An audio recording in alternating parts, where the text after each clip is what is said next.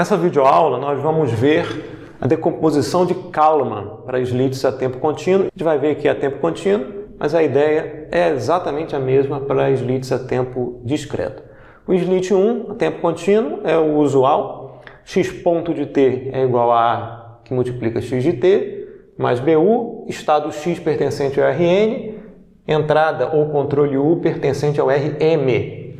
A matriz A pertence ao Rn por N e B pertence ao Rn por M. Equação de estado, primeira ordem, equação diferencial no vetor de estados x. Equação de saída, y de t é igual a c que multiplica x de t, mais du, y pertence ao Rp, é a saída. A matriz C pertence ao Rp por N e a matriz D pertence ao Rp por M. Qual é a ideia aqui da decomposição de Kalman? A decomposição de Kalman segue os mesmos passos da decomposição controlável e da decomposição observável. A gente viu em separado cada uma das decomposições. A decomposição de Kalman visa a separar o sistema em 4 partes. Então a gente vai separar em 4 subespaços o estado, né?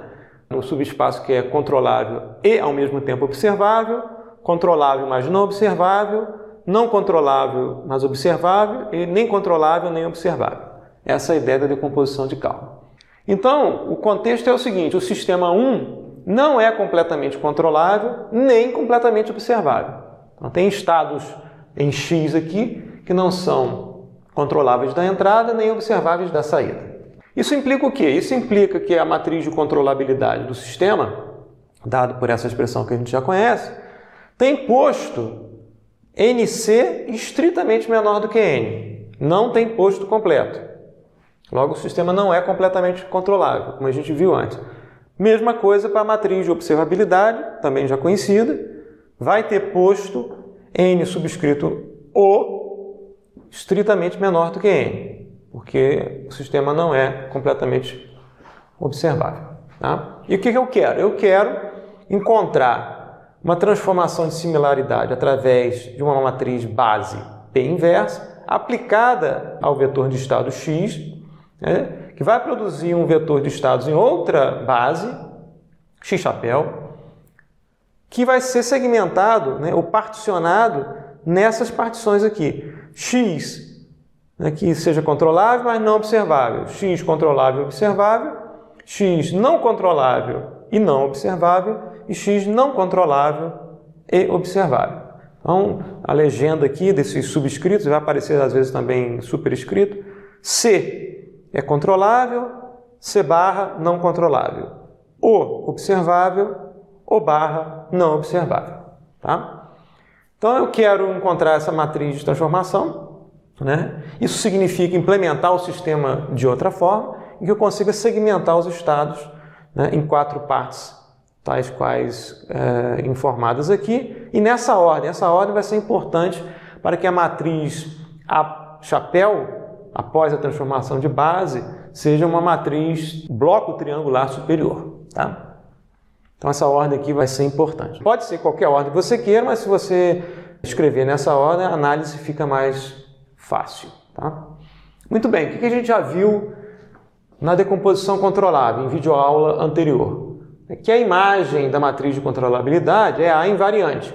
E a gente mostrou na aula, né, que vale que A que multiplica V subscrito C é igual a V subscrito C que multiplica A subscrito C.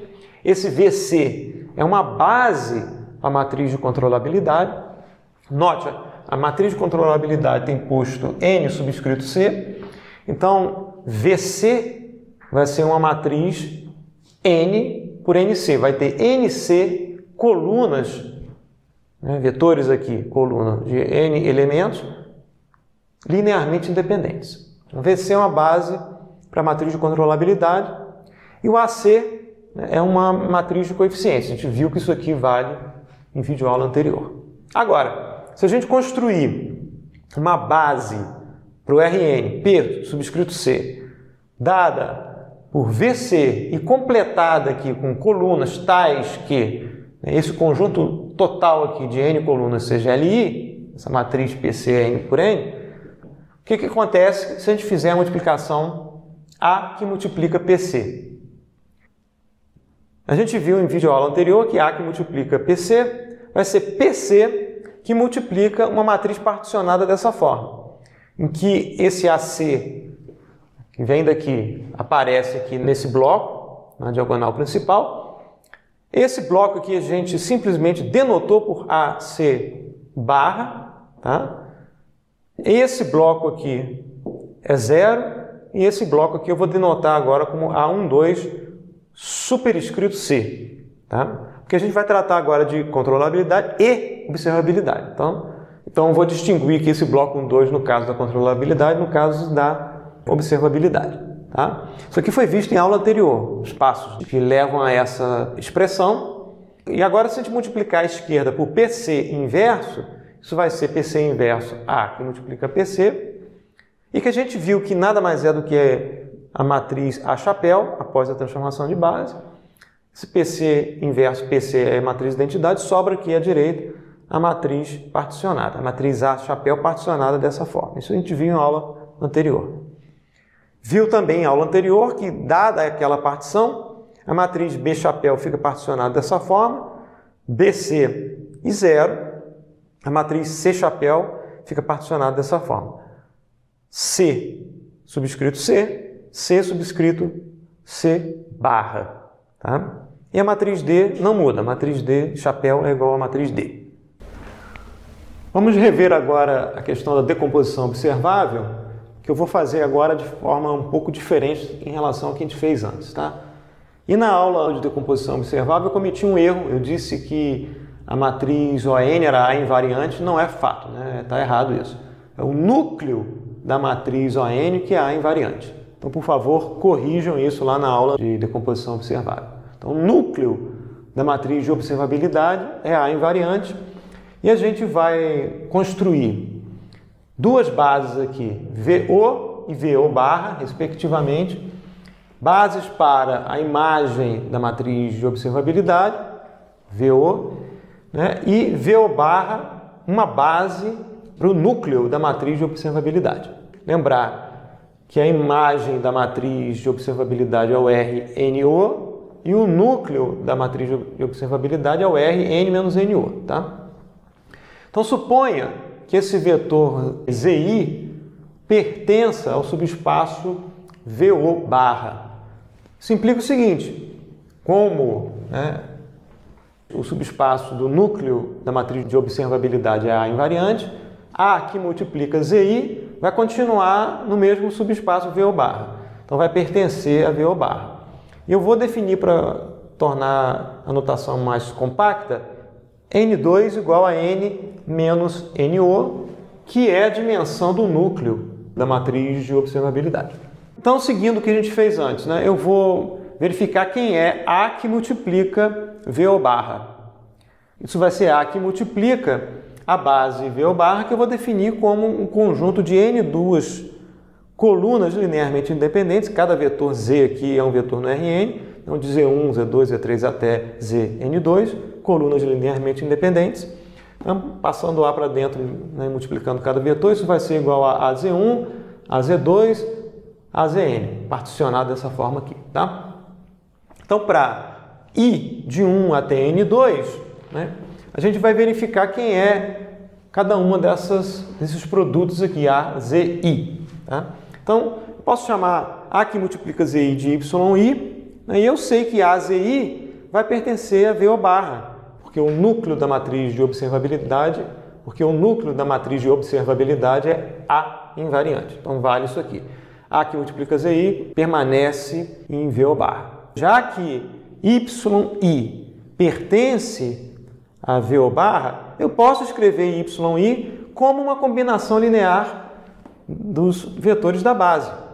Então, eu posso escrever YI como um coeficiente A superescrito aqui, O barra, só para denotar que isso tem a ver com o subespaço não observado.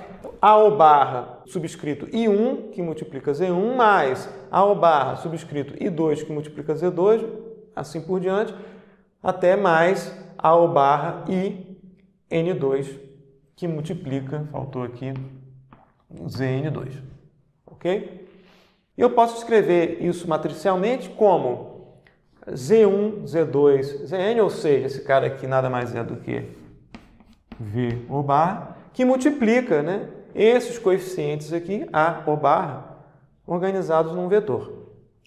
Aí, quem que vai ser agora A que multiplica VO barra? Ora, A que multiplica VO barra, né, vai ser um conjunto de multiplicações aqui, A, Z, I, com I de 1 até N2. Então, para cada I, né, eu posso escrever isso como o produto entre VO barra, ou seja, essas colunas Z1, Z2 até Zn, né?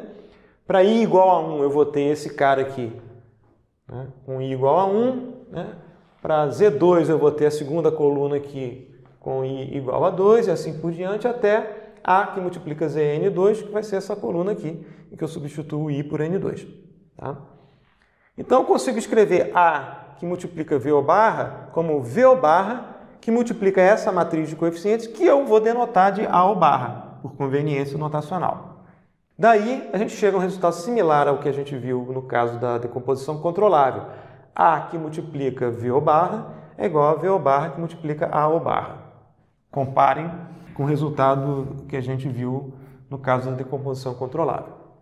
A gente viu de outra forma na aula de decomposição observável, eu estou fazendo dessa forma agora, com detalhes, para ficar compatível com a decomposição de Kalman que a gente vai ver nessa aula. Ainda, seguindo o mesmo raciocínio que a gente viu no caso da decomposição controlável. Eu vou definir uma base para o Rn, PO, que vai ser VO barra, complementada aqui com VO. Lembrar, VO barra é uma base para o núcleo da matriz de observabilidade, e VO é uma base para a imagem da matriz de observabilidade, ou para a matriz de observabilidade. Então, VO, né, partição VO barra, é uma base para o Rn. Esse cara tem dimensão NO, e esse cara tem dimensão N2, que é N menos NO, tá? Base para o Rn. Quem vai ser A que multiplica PO? Vai ser A que multiplica VO barra VO, né? Que vai ser A VO barra AVO. Agora a gente viu que A VO barra pode ser escrito como VO barra AO barra, tá? E esse cara aqui continua como tá. E agora eu vou usar o mesmo recurso que eu usei na decomposição controlável. Eu vou escrever esse VO barra de forma aumentada, complementando o VO barra com VO, que isso nada mais é do que o PO. Por compatibilidade, isso vai ser VO barra AO barra, VO que multiplica zero, que é exatamente igual a esse termo aqui. Esse cara aqui é PO que multiplica, né, essa matriz aqui. Né? Mesmo truque de antes. Esse termo aqui eu vou multiplicar pela matriz identidade representada aqui com o PO, que multiplica PO inverso. Não mudei nada. Isso aqui é a matriz identidade. Agora eu tenho PO que pode ser fatorado aqui. Posso colocar o PO à esquerda, né? Então vou ter com PO à esquerda essa partição aqui, AO barra 0. O que sobrou aqui, que vai ser PO inverso a VO, seguindo a mesma partição desse cara aqui, eu vou tomar os elementos dessa matriz, PO inverso a VO, e eu vou, mantendo a partição original aqui, tá? Eu vou denotar por AO e AO 1, 2, para manter a compatibilidade notacional que a gente usou no caso de controlabilidade.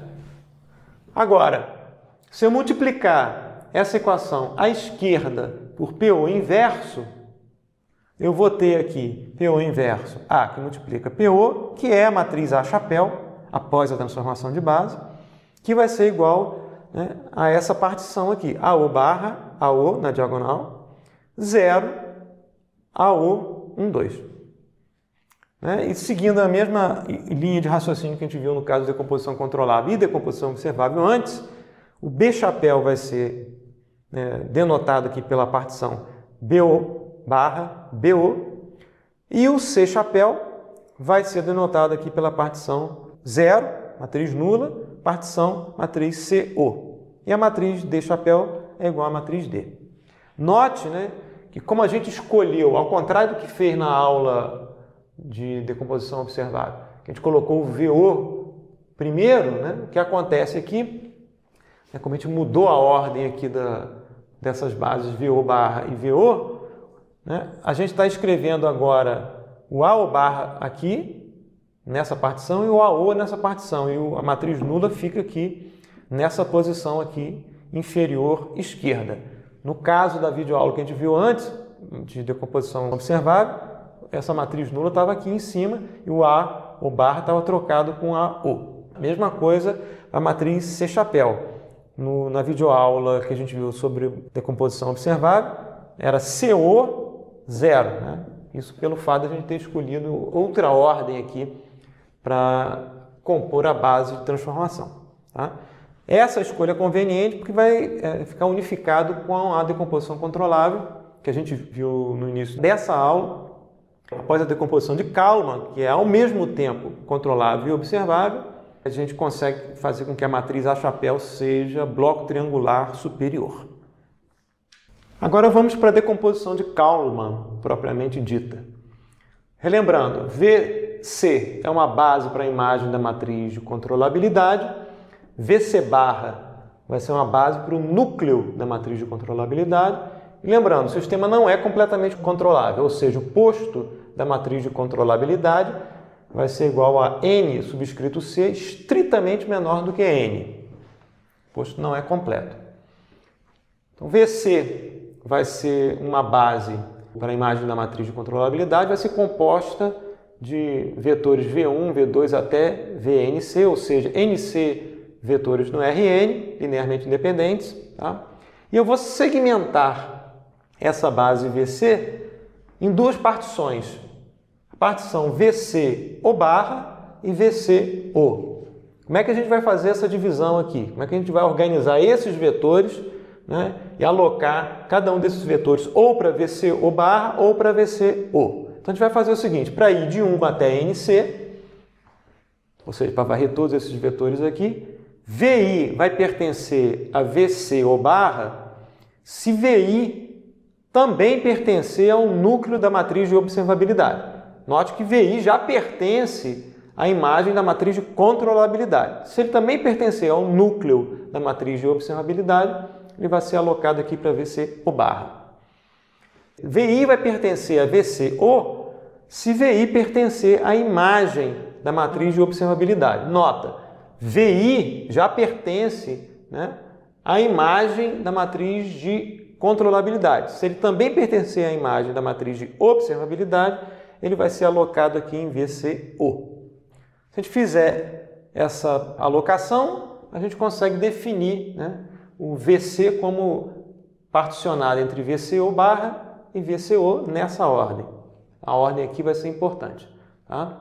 Da mesma forma, a gente pode definir o número N1 como sendo a dimensão, né, do núcleo da matriz de controlabilidade, que vai ser N menos NC. VC barra a gente vai definir como uma base para o núcleo da matriz de controlabilidade. Tá? E eu vou particionar VC barra da mesma forma como que a gente particionou VC. Vou particionar VC barra em duas partições, VC barra O barra e VC barra O, mesma ordem, O barra O barra O. E como é que a gente organiza, né, os vetores da base de VC barra nessas duas partições? Né? Para ir de 1 até N1, né, eu não escrevi aqui, né, mas a gente pode escrever esse cara aqui como sendo vetor no Rn U1, vetor no Rn U2 e assim por diante, até vetor no Rn U N1. Né? N1 é igual a N menos NC, vetores linearmente independentes que formam, né, uma base para o núcleo da matriz de controlabilidade. Então, para cada I de 1 até N1, lembrar que N1 é N menos NC, eu vou fazer a seguinte verificação. O I vai pertencer à partição C barra O barra se o I pertencer ao núcleo da matriz de observabilidade. Note que o I já pertence ao núcleo da matriz de controlabilidade. Se também pertencer ao núcleo da matriz de observabilidade, eu aloco esse cara para a partição VC barra O barra. O I vai pertencer à partição VC barra O se o I pertencer à imagem da matriz de observabilidade. Nota, o I já pertence ao núcleo da matriz de controlabilidade. Se ele também pertencer à imagem da matriz de observabilidade, eu aloco esse vetor na partição VC barra O. Ok? Como a gente fez antes, a gente pode definir a matriz de transformação P, tá?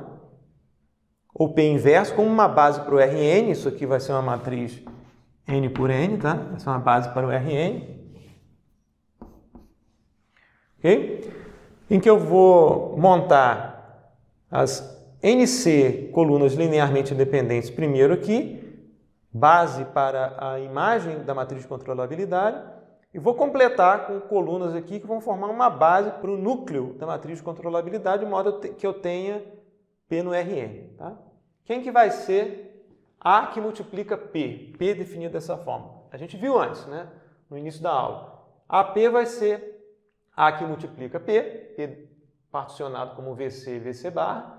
E a gente viu que isso vai ser o próprio P, né?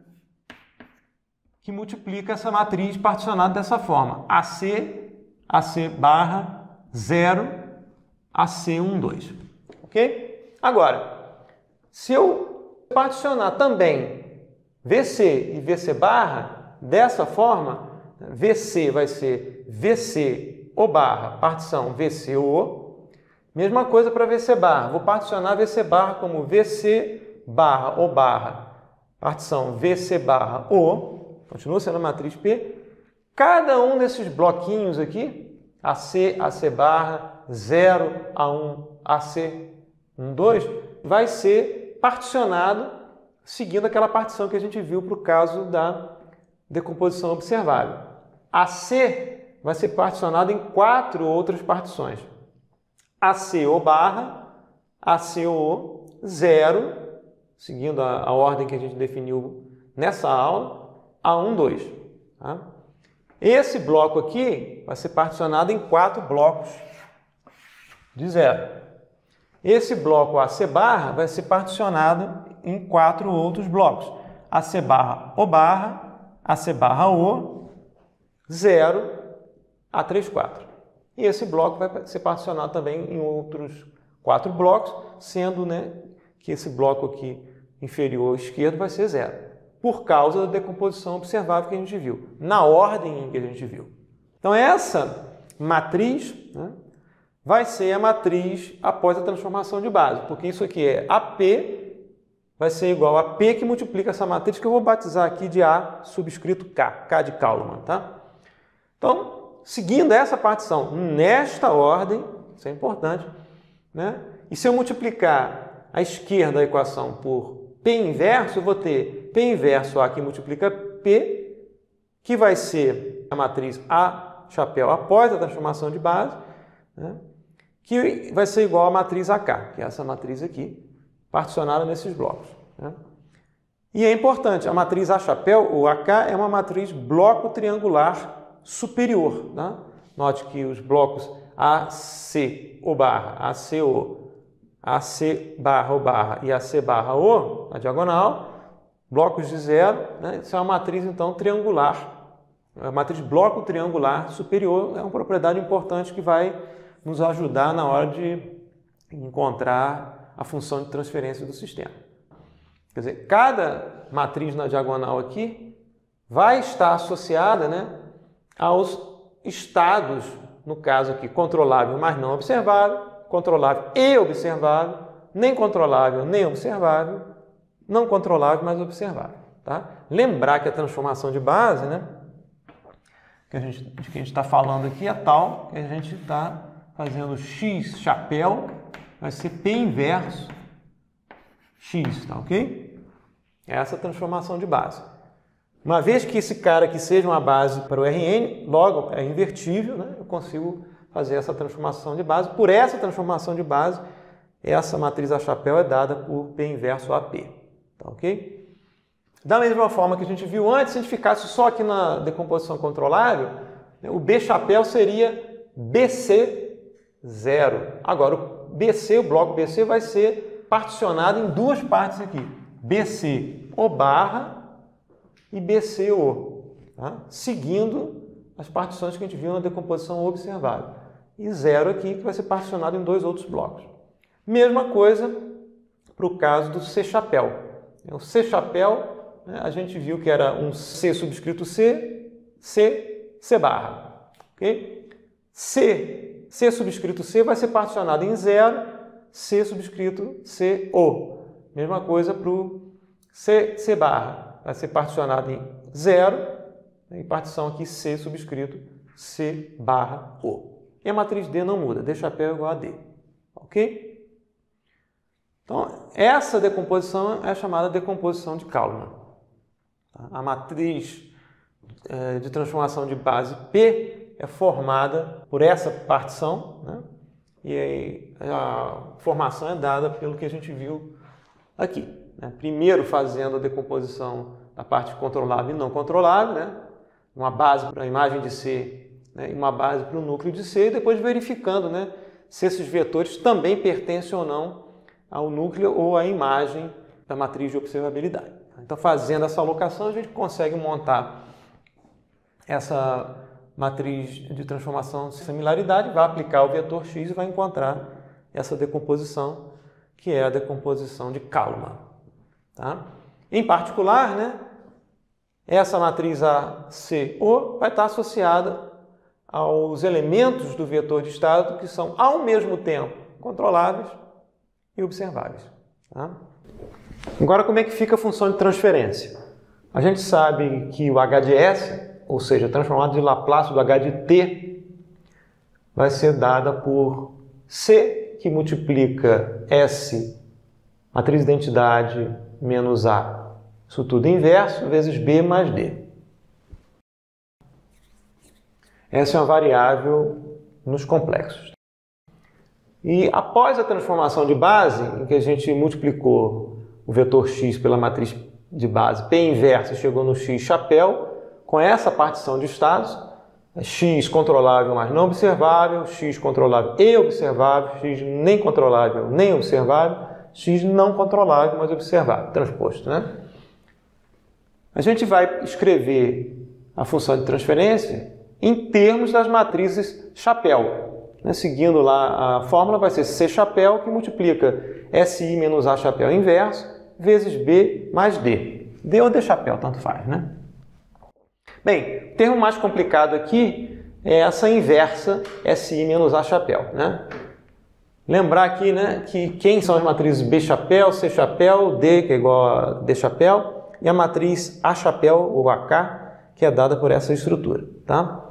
Então, quem vai ser SI menos A chapéu inverso? SI menos A vai ser SI menos C o barra, menos essa parte triangular superior que vai ficar com sinal negativo, né? Menos A12, menos A13, menos A14, tá ok? Menos A24, menos A34. E aqui vai ser SI menos ACO, tá? Seguindo aqui a diagonal agora. SI menos A C barra O barra, SI menos A C barra O. Tá? Aqui é zero, né? Pelo fato dessa matriz A chapéu ser bloco triangular superior, a inversa fica mais fácil. A inversa vai ser, por essa propriedade da matriz ser bloco triangular superior, a inversa vai ser tal que os elementos da diagonal vão ser inversos, tá? Então, a inversa vai ser SI menos A C o barra inverso, e assim por diante, SI menos A C O inverso, SI menos A C barra O barra inverso, SI menos A C barra O inverso. E aqui tem elementos matriciais, né? Matriz, blocos de matrizes, e que a gente vai acabar não precisando, né? Pelo fato da matriz B chapéu ter esses zeros aqui, a matriz C chapéu ter esses zeros estrategicamente localizados aqui. Por isso que a gente escolheu, né, essa ordem de partição, para que a matriz A chapéu, né, ficasse bloco triangular superior, né, e as matrizes B chapéu e C chapéu tivessem essa estrutura de partição. Tá? Agora a gente calcula aqui o H de S, como C chapéu SI menos A chapéu inverso, faltou o inverso aqui, vezes B chapéu mais D chapéu. Tá? Quem vai ser C chapéu? Vai ser essa partição aqui. 0, C, CO, 0, C, C barra O. Tá? Eu vou, para simplificar a nossa vida, definir esses termos aqui, né? Denotar esses termos aqui de M1, esse cara aqui vai ser M2, tá? E assim por diante, esse cara aqui vai ser o M4 e esse cara aqui vai ser o M3, e vou definir os outros M's aqui para esses asteriscos, tá? Para não carregar uma notação pesada. Tá? Então, a nossa matriz vai ser M1, M2, M3, M4, né? E as outras matrizes aqui, outros blocos de matrizes aqui. Matriz B chapéu vai ter essa partição, BCO barra, BCO 00, e a matriz D é igual a D chapéu, né? Agora é só fazer as contas, né? Fazendo agora essa matriz vezes essa aqui, né? A gente tem o quê? Primeira matriz aqui vai ser M1 vezes BCO barra mais M5 vezes BCO, ok? Mais M6 vezes 0 mais M8 vezes 0, tá? Não vou nem indicar. Segunda partição aqui vai ser 0 vezes BCO barra mais M2 vezes BCO, tá aqui, mais M7 vezes 0 mais M9 vezes 0, não vou nem indicar, tá? E agora o resto todo é zero, né? Que é 0 vezes esse, mais 0 vezes esse vezes 0, mais esse vezes 0. Mesma coisa aqui para a última linha, vai ser também igual a 0, tá? E agora a gente multiplica C chapéu por esse produto aqui. Faltou mais D aqui, né? Mais D chapéu, tá ok? Então isso vai ser 0 vezes esse bloco aqui, mais CO vezes esse bloco aqui, mais 0 vezes 0, mais 0 vezes esse bloco aqui. Isso vai ser igual a, mais D, né? Chapéu. Isso vai ser igual a CCO, que multiplica M2 vezes BCO, né? Que é o que eu escrevi aqui, mais D, chapéu. Tá? E o M2 a gente viu, né? A gente denotou por SI menos ACO inverso. Tá? Então, no final das contas, né? O H de S, após a transformação de base, vai ser dado por CCO, partição da matriz C, chapéu, associada à parte ao mesmo tempo controlável e observável, que multiplica SI menos ACO, novamente aqui é a partição da matriz A chapéu na diagonal, que é ao mesmo tempo controlável e observável, isso inverso, que multiplica BCO, novamente a partição aqui da matriz B chapéu associada ao estado que é ao mesmo tempo controlável e observável, mais D ou D chapéu. Tá? Essa H de S escrita dessa forma, em que você só está usando as partições aqui associadas ao estado que é ao mesmo tempo controlável e observável, essa partição aqui da matriz A, essa partição aqui da matriz B, e essa partição aqui da matriz C, essa realização de H de S, dada por essa expressão, é chamada de realização mínima. Tá? Em outras palavras, eu extraí, né, da realização original só a parte do sistema que é ao mesmo tempo controlável e observável. Por que isso? Porque o caminho, né, da entrada para a saída, que não é controlável, é um caminho aberto entre a entrada e o estado. Então, isso não vai afetar a resposta impulsiva, logo não vai afetar a função de transferência H de S.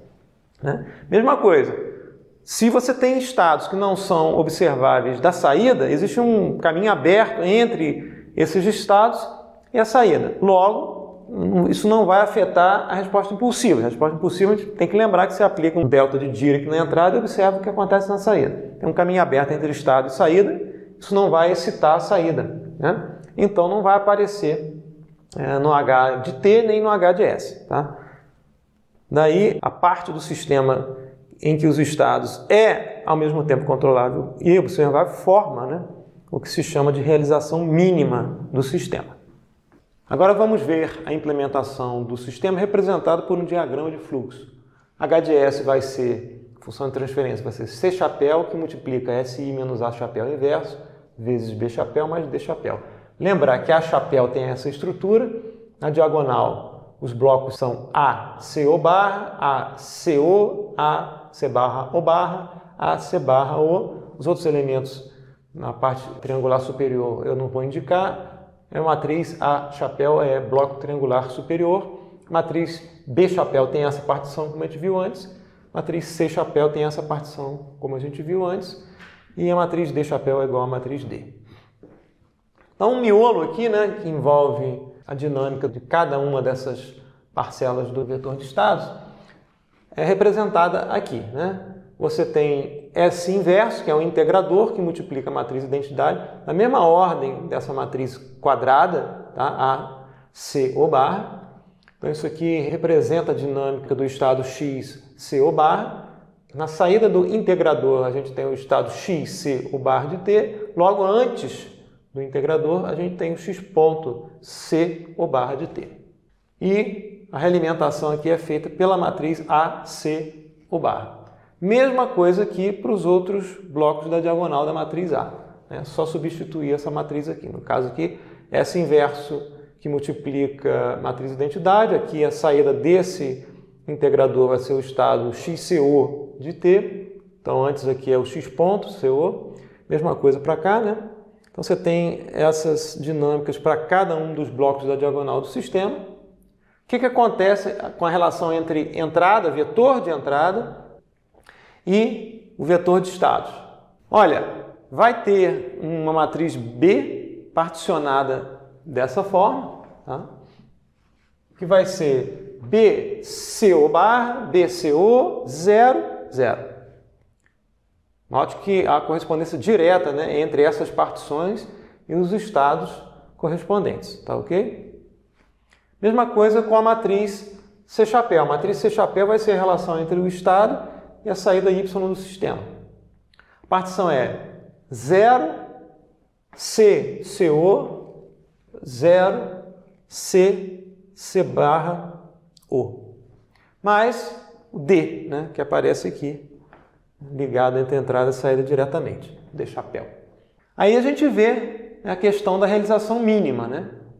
Se a gente apagar aqui os caminhos associados às partições nulas, né, a gente simplesmente remove, né? Isso aqui não existe como caminho dentro do sistema, né?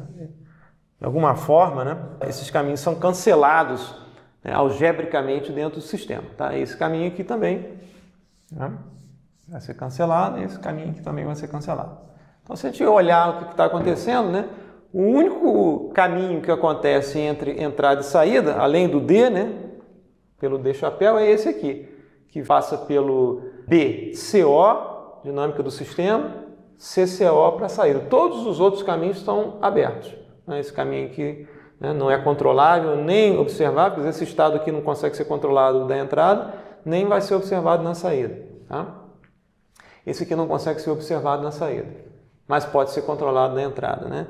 E esse aqui é não controlável, mas é observável. Mas se você aplicar no lugar de U aqui o delta de T, o delta de Dirac, né, a resposta impulsiva H de T, resposta do sistema ao delta, sistema inicialmente relaxado, só vai enxergar esse caminho aqui, que passa por BCO, dinâmica do sistema, é modificado pelo CCO e chega aqui na saída, mais o D, tá? Que não tem dinâmica, né? É só uma ligação direta entrada e saída. Se a gente desconsiderar, né, esses outros sistemas, só considerar esse caminho aqui, essa é a realização mínima.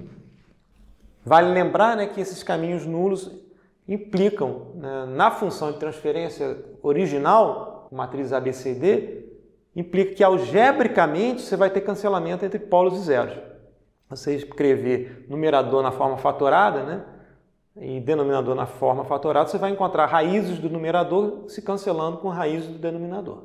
Aí, quando você algebricamente remove os cancelamentos, você encontra a forma mínima. É essa a ideia. A gente pode também escrever um teorema, dado h de S, a função de transferência escrito como C, que multiplica assim menos A inverso, vezes B mais D, de ordem N. O teorema diz o seguinte: essa h de S é realização mínima se e somente se h de S é completamente controlável e observável. Vou chamar de S1 a sentença h de S é realização mínima.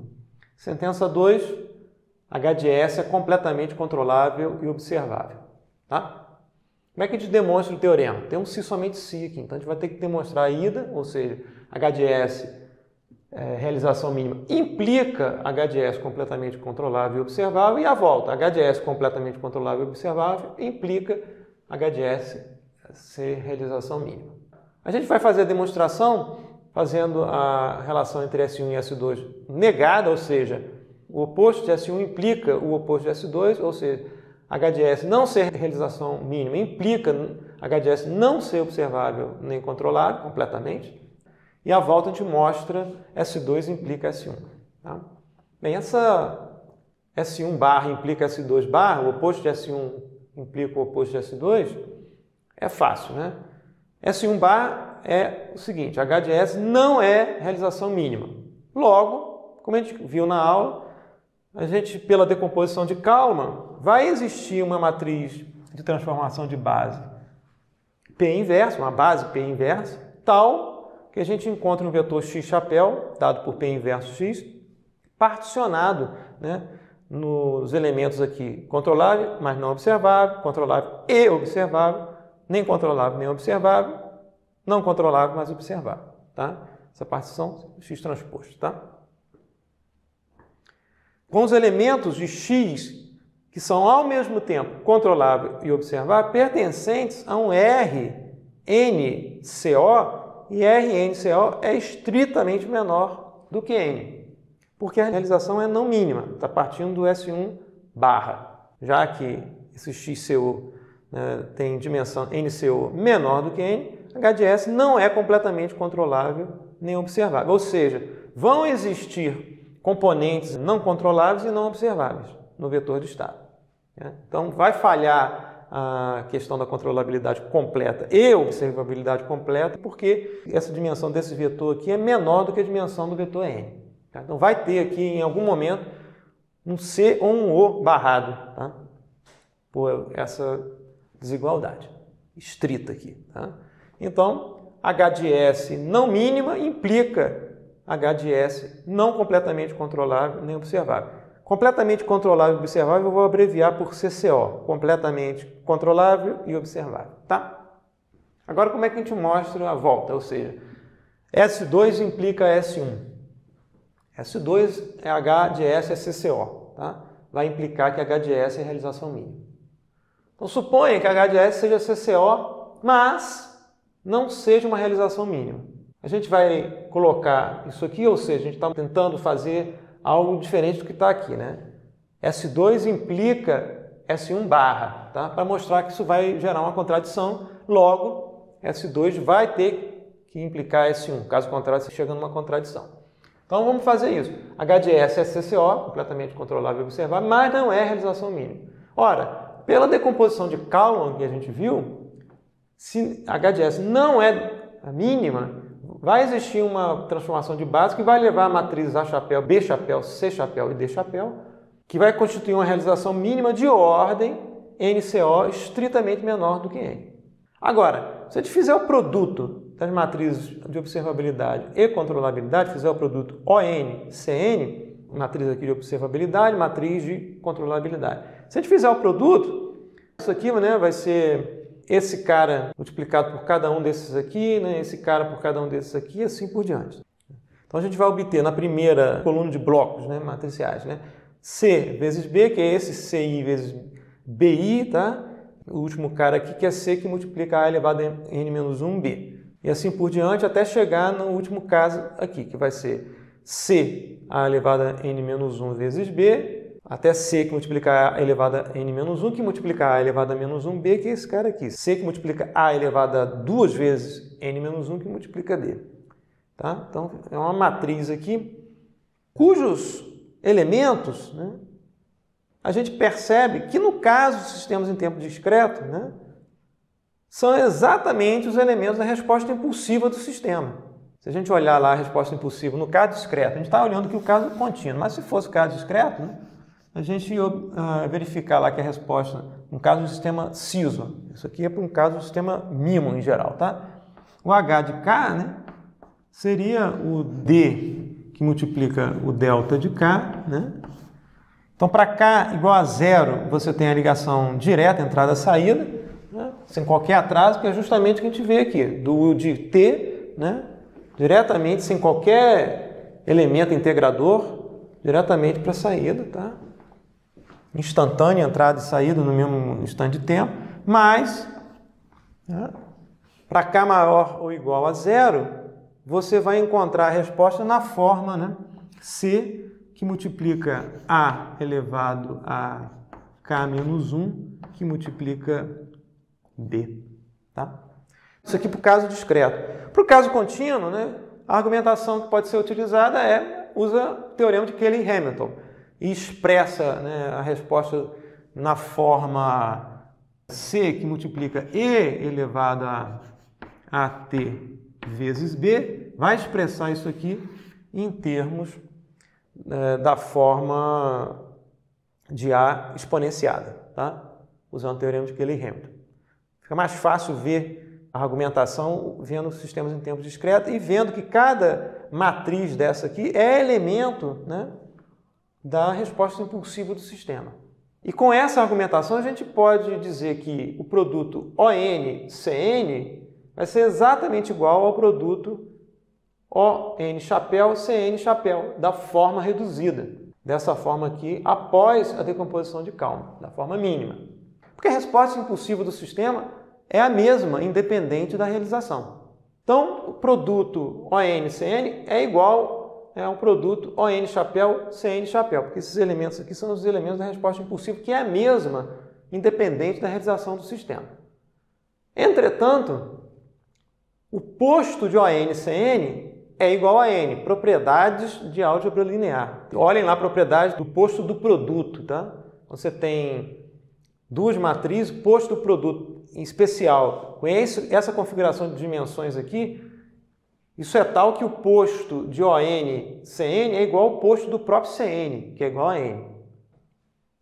A gente considerou aqui que o H de S é completamente controlável e observável. Logo, o posto de CN é completo igual a N. Entretanto, o posto de ON-chapéu, CN-chapéu é igual a NCO, que é estritamente menor do que N. Ora, isso aqui gera uma contradição, né? Porque se o posto desse produto, das matrizes chapéus, é NCO, estritamente menor do que N, e o posto de ON-CN é igual a N, e esses produtos são iguais, você tem uma contradição. Se isso aqui valer, você encontra que o produto ON-CN é diferente de ON-chapéu vezes CN-chapéu, tá? O que gera uma contradição, porque eles são iguais, né? Porque os elementos aqui são os elementos da resposta impulsiva, tá ok? Então isso gera uma contradição. A única forma de se remover essa contradição é forçar NCO igual a N, tá? O que força, né, que a realização seja mínima. Tá? Então, a gente conclui aqui, né, que para remover essa contradição aqui, o HS ser completamente controlável e observável implica que ele também é uma realização mínima. Ou seja, o NCO aqui é igual ao N. E aí a gente mostra o teorema, né? Primeiro a gente mostrou aqui que o oposto de S1 implica o oposto de S2, aqui, né? E mostrou que o S2 implica o S1. Tá? E a gente conclui, então, dessa forma, essa parte associada à decomposição de Kalman.